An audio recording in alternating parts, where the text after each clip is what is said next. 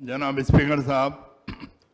मैं आपके ज़रिए होम मिनिस्टर साहब से कहना चाहता हूं कि कोरोना वायरस जैसा कि मार्च में शुरू हुआ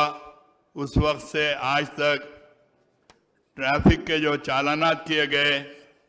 हज़ारों नहीं बल्कि अगर हैदराबाद सैबराबाद वगैरह में लाखों आदमियों को चालानात किए गए।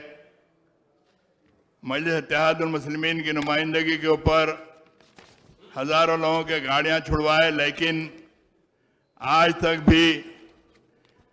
लोगों के जो गाड़ियां सीज किए, काफ़ी गाड़ियां सीज हैं, उनके डॉक्यूमेंट सीज करके रखे गए। और लॉकडाउन पीरियड के अंदर जो रिलैक्सेशन दिया जाता था, उस रिलैक्सेशन में जब लोग ज़रूरत के खातिर अपने घरों से बाहर निकले तो उनको भी चालानात किए गए।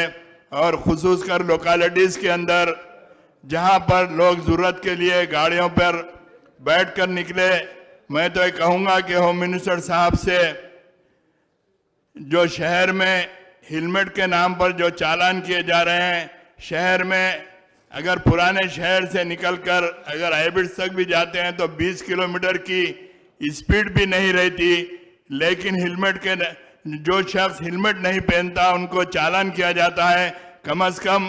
स्पीड के ऊपर देखकर हेलमेट के चालानात नहीं करना चाहिए।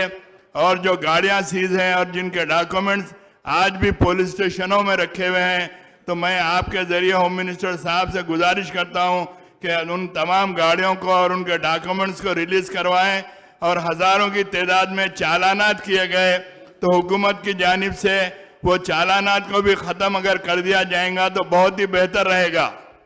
मिनिस्टर गारू अध्यक्ष, मौजूद रुकन असम्बली मुमताज़ अहमद खान से बोले था, नोट किया गया और गौर किया जाएगा अध्यक्ष।